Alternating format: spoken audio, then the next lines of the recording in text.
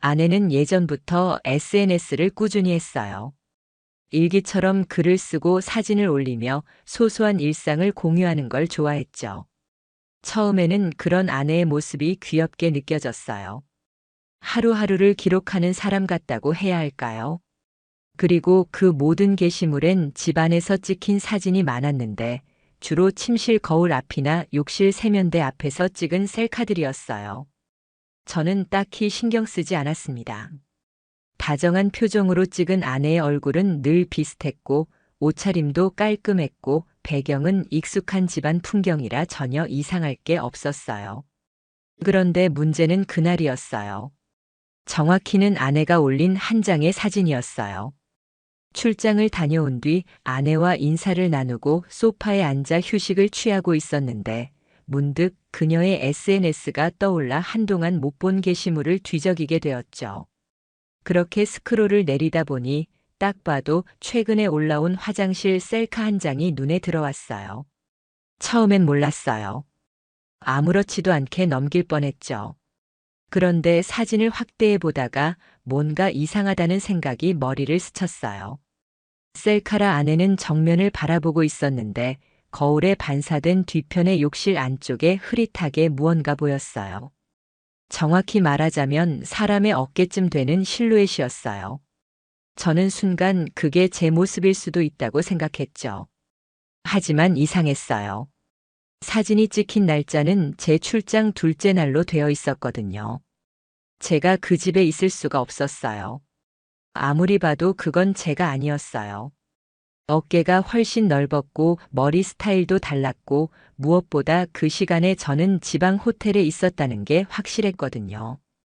아내에게 직접 묻는 건 이상하니까 저는 더 깊게 파고들기로 했어요. 먼저 사진의 데이터를 확인했어요. 찍힌 시간, 위치, 그리고 촬영 기기까지 전부 확인했죠. 위치는 분명 우리 집이었고 시간도 정확히 제가 없는 그날 오전이었어요. 이쯤 되면 그냥 우연이나 착각이라고 넘길 수 없는 수준이었어요. 그래서 저는 그날 이후로 아내의 SNS를 더 자주 들여다보게 됐어요. 기존 게시물도 전부 살펴보았고 확대해서 배경을 분석했어요. 우리 집 어디쯤인지, 아내가 어떤 옷을 입었는지, 사진이 찍힌 각도가 어떤지, 그렇게 한 장 한 장을 천천히 살펴봤습니다. 놀랍게도 그 거울 셀카 외에도 뭔가 이상한 구석이 보이기 시작했어요. 분명히 혼자 찍은 사진인데 테이블 위에 2개의 컵이 놓여 있었고 의자가 2개 살짝 밀려나 있었고 혹은 누군가의 손이 아주 가볍게 프레임에 스치듯 잡혀 있었어요. 처음엔 몰랐던 이 작은 단서들이 모이고 모이니까 하나의 큰 실마리가 되더라고요. 이건 우연도 아니고 착각도 아니었어요. 그리고 다시 그 화장실 사진으로 돌아갔을 때 저는 확신했어요. 저 뒷모습은 분명 아내 혼자서는 만들 수 없는 구도였다는 걸요. 당시 사진의 각도를 생각해보면 거울 속 인물이 들어오려면 누군가는 문을 열어둔 상태로 바로 앞에 서 있어야 했어요. 그것도 꽤 오랫동안 말이죠. 혼자 셀카를 찍다가 우연히 찍힌 게 아니라 마치 일부러 프레임에 넣은 듯한 위치였어요. 그제야 머릿속에서 경고등이 울리기 시작했어요. 저는 뭔가 이상한 세계로 들어선 느낌이었습니다. 이건 단순히 셀카에 찍힌 누군가가 문제가 아니라 그 뒤에 감춰진 감정과 관계, 그리고 숨겨진 무언가가 존재한다는 확신이 들었어요.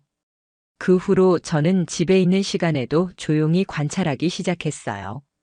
아내의 행동, 말투, 외출하는 패턴, 입는 옷의 종류까지 전부 기억하려 했어요. 그녀가 예전보다 향수를 자주 바르기 시작했고 외출 시간이 길어졌으며 핸드폰을 제 앞에서 거의 열지 않았다는 점도 눈에 들어왔어요. 예전엔 아무렇지 않게 보여주던 문자도 이제는 일 얘기하고 있어 같은 식으로 돌려 말하더라고요. 그 모든 게 쌓여서 저는 점점 잠을 이루기 어려워졌어요. 밤마다 거울 사진이 떠올랐고 거울 속 뒷모습은 점점 또렷하게 제 머릿속에 각인되었어요. 전혀 모르는 사람임에도 불구하고 그 사람의 존재감은 제 일상에 스며들고 있었습니다. 저는 서서히 감정이 뒤섞이기 시작했어요. 분노, 혼란, 그리고 두려움. 제가 믿고 사랑했던 사람, 제가 함께 가정을 꾸려온 사람이 이런 작은 조각 하나에서부터 무너질 수도 있다는 생각이 저를 무섭게 만들었습니다.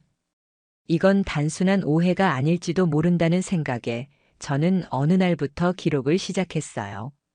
날짜와 아내의 동선, SNS 업로드 시간과 실제 외출 시간, 옷차림과 사진 속 의상의 불일치, 이런 것들을 하나하나 적어 내려갔어요. 그리고 그게 바로 진실을 향해 가는 첫 번째 단추였습니다.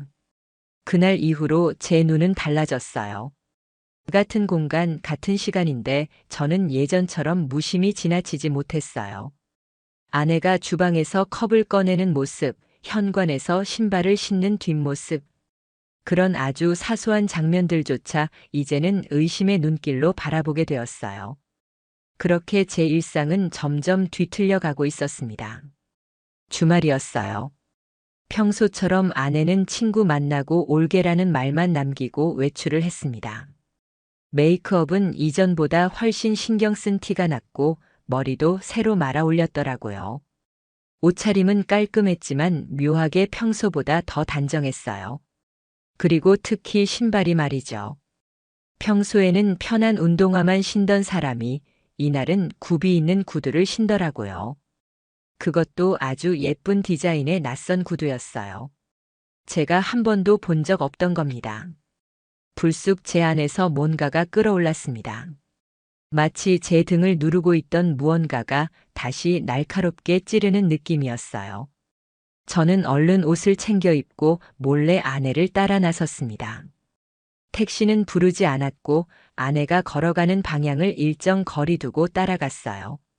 심장이 터질 듯 뛰었지만 절대로 들켜선 안 된다는 생각뿐이었습니다. 아내는 집에서 약 20분 거리의 조용한 골목길로 들어섰고 결국 한 건물 앞에서 멈췄습니다. 라이프 공유 오피스. 작은 사무실 공간을 대여해주는 곳이었어요.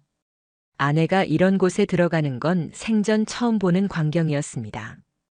저는 30분 정도 건물 밖을 서성이다가 아무렇지도 않게 관리실을 찾았습니다.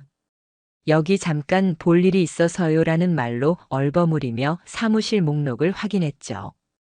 아내의 이름은 없었지만 눈에 익은 번호 하나가 눈에 들어왔습니다. 바로 그 키였어요. 예전에 집에서 우연히 발견했던 작은 열쇠.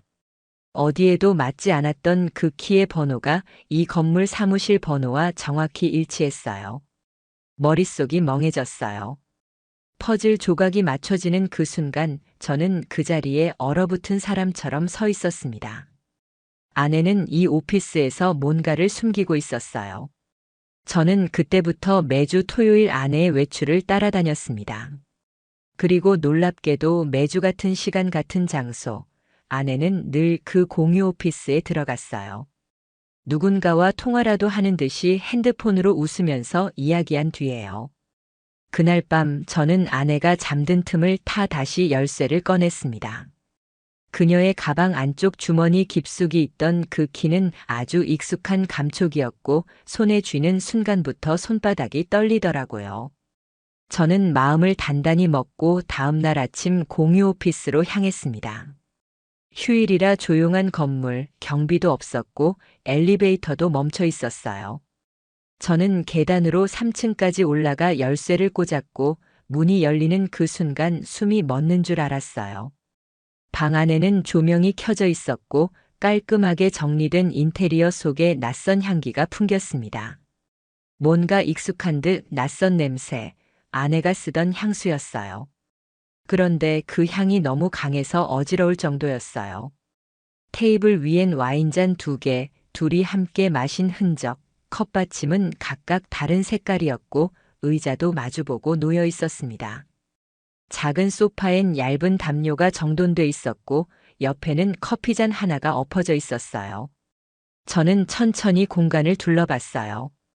탁자 위에는 메모지가 하나 놓여 있었는데 그 위엔 낯선 필체의 짧은 문장이 있었습니다. 오늘도 너무 좋았어요. 다음 주에도 이 시간에 만나요. 아무리 봐도 제 아내의 글씨체는 아니었어요. 하지만 그 문장을 아내가 읽고 웃었을 장면이 머릿속에 떠오르자 저는 손끝이 떨렸습니다. 그때는 머릿속이 하얘져서 어떤 감정도 느낄 수 없었어요. 그냥 멍하니 바라보기만 했습니다. 그리고 책상 서랍 하나를 열었을 때 확신이 들었어요. 안에는 둘이 함께 찍은 사진이 있었어요. 물론 셀카 같은 건 아니고 누군가 삼각대라도 쓴 듯한 정면 사진이었어요. 사진 속 아내는 활짝 웃고 있었고 그 옆에 서 있는 남자는 아예 처음 보는 사람이었어요. 제 인생에서 한 번도 본 적 없는 사람. 아내는 그 남자와 너무도 자연스럽게 기대어 있었습니다. 그 사진 한 장으로 모든 게 설명되었어요. 거울 속 실루엣도 외출할 때의 구두도 공유 오피스 열쇠도 전부 다. 이건 단순한 바람이 아니었어요. 이건 명백히 이중생활이었어요. 숨긴 게 아니라 아예 두 개의 삶을 살고 있었던 거죠. 저는 그 공간을 나서며 다짐했습니다. 이건 절대 묻고 넘어갈 문제가 아니라는 걸요. 집으로 돌아가는 길은 전혀 익숙하지 않았습니다. 제가 몇 년을 다닌 길인데도 모든 풍경이 낯설게 느껴졌어요. 차창 밖으로 지나가는 거리의 불빛들, 사람들의 평범한 일상.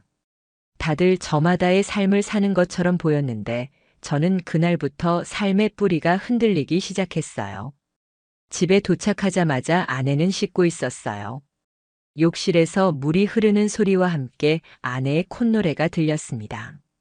마치 아무 일도 없었다는 듯이, 마치 그 사무실이 존재하지 않는다는 듯이 저는 벽 쪽에 기대서 아무 말도 하지 않고 욕실 문만 바라봤어요. 그때 저는 생각했어요. 내가 지금 뭐 하고 있는 걸까?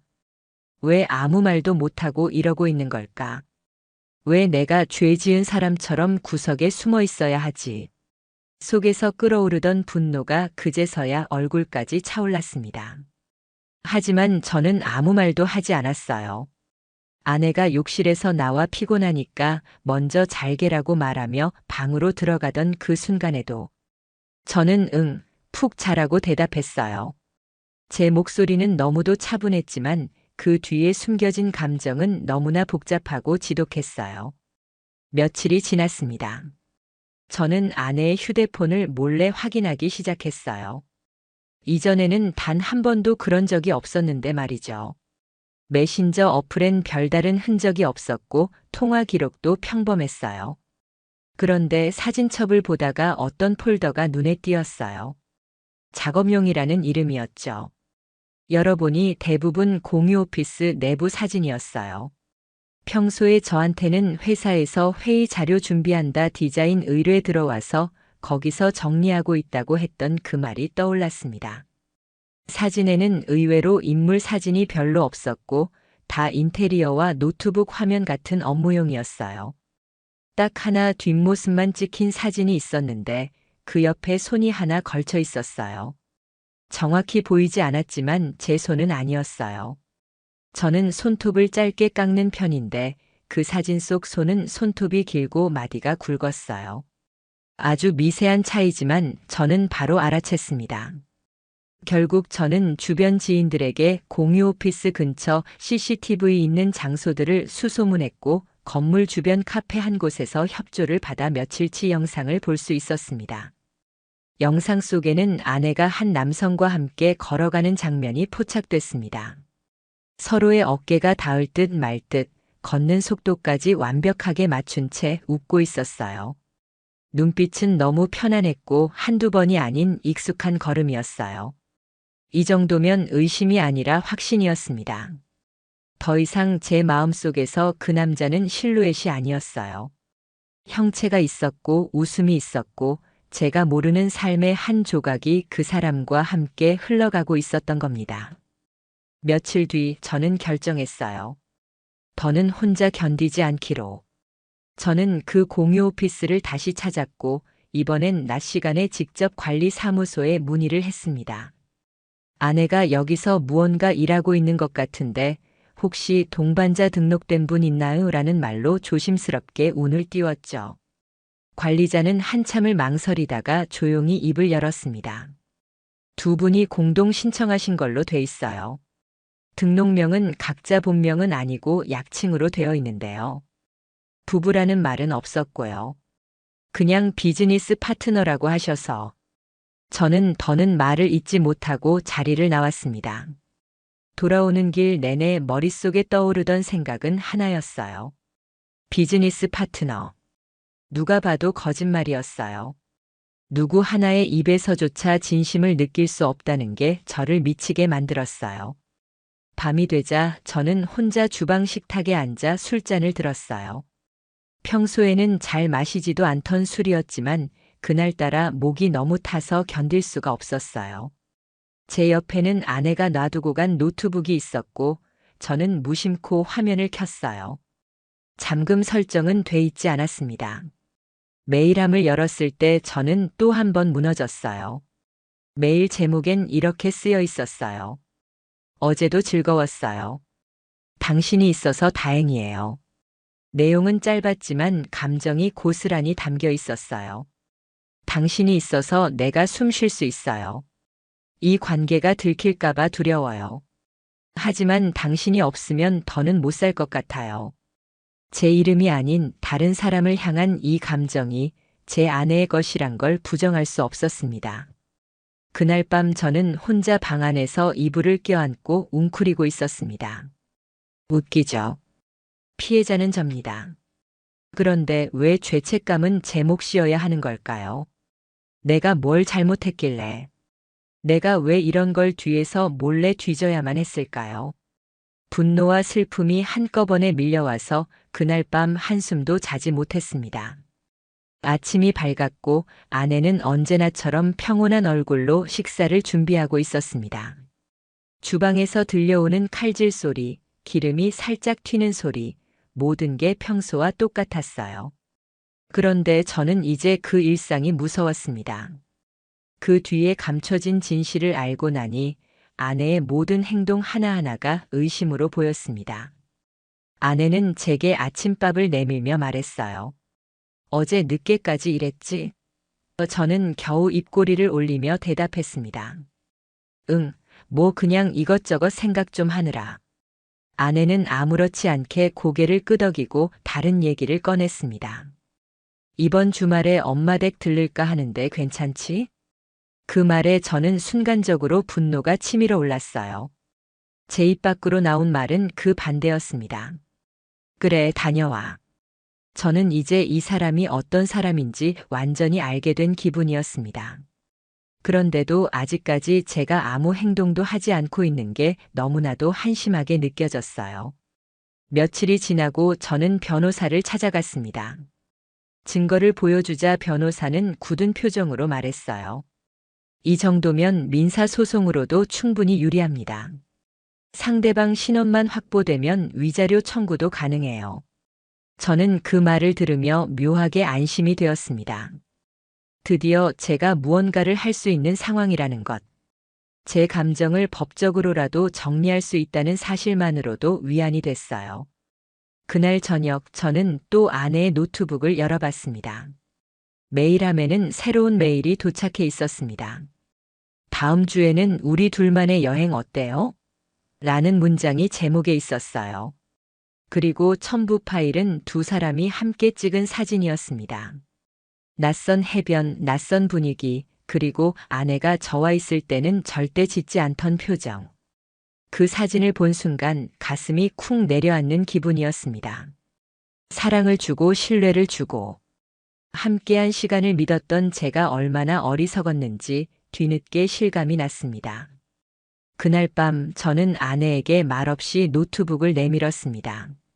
아내는 화면을 보고 잠시 굳더니 고개를 숙였습니다. 이게 뭐야? 제가 물었습니다.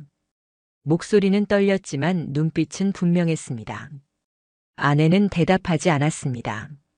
정적이 감돌았고 저는 다시 물었어요. 설명 좀 해봐. 뭐야 이게? 아내는 결국 입을 열었습니다. 미안해. 실수였어. 그냥 감정적으로 흔들렸던 거야. 저는 그 말을 듣고 피식 웃음이 나왔습니다. 실수? 이게 실수? 정기적으로 공유 오피스를 함께 사용하고 매일 주고받고 함께 여행 계획까지 세운 그 모든 게 실수라고. 그 순간 저는 깨달았습니다. 더는 회복할 수 없는 지점에 도달했다는 걸요. 신뢰는 깨졌고 감정은 다 식었고 남은 건 배신과 상처뿐이었습니다. 저는 말했습니다. 이건 실수가 아니야. 너는 계획했고 행동했고 그걸 유지했어. 그게 너야. 아내는 조용히 울기 시작했습니다. 그 울음이 저를 더 화나게 만들었어요. 마치 자기가 피해자인 것처럼, 마치 자신이 억울한 것처럼.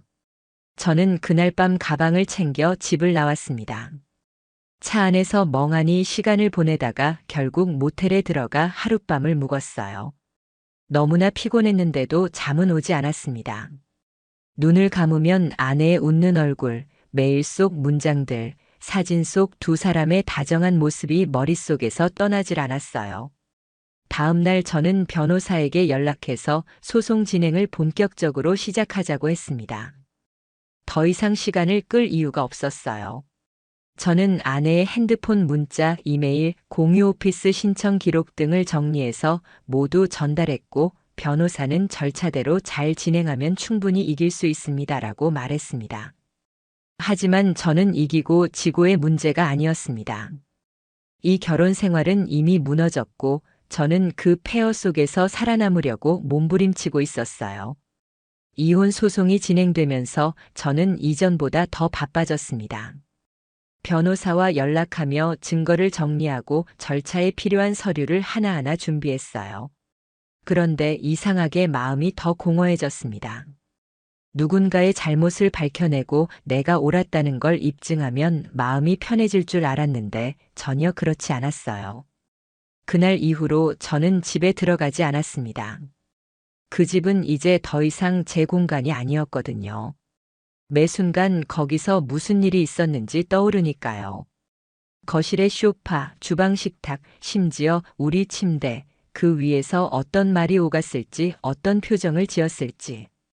그런 상상이 저를 미치게 만들었어요. 아내는 몇 번이나 전화를 걸어왔습니다. 우리 다시 얘기하면 안 될까? 라는 문자가 수십 통 쌓여 있었고 그 중엔 정말 잠깐 흔들린 거야 같은 자기 합리화도 있었어요. 저는 답하지 않았습니다. 이제는 더 이상 그 사람의 목소리조차 듣고 싶지 않았어요. 몇 주 후 첫 조정일이 잡혔고 아내와 마주 앉아야 했습니다. 저는 최대한 감정을 드러내지 않으려 애썼어요. 그런데 아내는 그런 자리에서도 울먹이며 내가 이렇게까지 무너질 줄 몰랐어 같은 말을 하더라고요. 저는 냉정하게 고개를 저었어요. 이건 무너진 게 아니라 내가 스스로 깨부순 거야. 결국 조정은 결렬됐고 정식 재판으로 이어졌습니다. 아내 측도 변호사를 선임했지만 제 쪽에서 준비한 증거들은 명확했고 흔들림 없는 사실이었습니다. 공유 오피스 계약서, 출입 로그, 메일 주고받은 기록, 사진, 녹음 파일까지 모두 시간이 말해주고 있었어요. 이 일이 일회성 실수가 아니라는 것을. 재판이 끝나고 저는 혼자 나와 법원 앞 벤치에 앉았습니다. 하늘은 너무 맑았고 바람도 선선했어요. 그런데 그 평화로움이 오히려 서글펐어요. 그날따라 제 그림자가 너무 길게 느껴졌습니다. 긴 싸움이 끝났고 저는 법적으로 자유로워졌지만 마음 어딘가엔 여전히 무거운 돌덩이가 얹혀있는 듯 했어요. 그때 누군가 제 옆에 살짝 앉았어요. 제 오랜 친구였습니다. 제가 아무 말도 하지 않았는데 그 친구는 그냥 어깨를 툭 치더니 말없이 앉아 있었습니다. 저는 그 침묵이 참 고맙더라고요. 말보다도 더 큰 위로가 됐어요. 시간이 조금씩 흐르면서 저는 점점 안정감을 찾아갔습니다. 이 모든 일이 있었던 게 믿기지 않을 만큼 바쁘게 하루하루를 보냈고 어느 날 문득 거울 속 제 얼굴을 보며 생각했어요. 그래도 나는 나를 지켰다. 세상엔 예상치 못한 배신도 말도 안 되는 상황도 많습니다. 그런데 그 와중에도 제가 끝까지 지켜야 할 건 제 감정, 제 자존심, 제 삶이었어요. 누구보다도 사랑했던 사람에게 배신당하고 모든 걸 잃은 것 같았지만 오히려 저는 그날 이후로 진짜 제 삶을 찾은 것 같았습니다. 아내의 셀카 한 장, 그 거울 속 그림자 하나가 제 인생을 송두리째 뒤집었지만 지금의 저는 그 그림자보다 훨씬 더 단단해졌어요.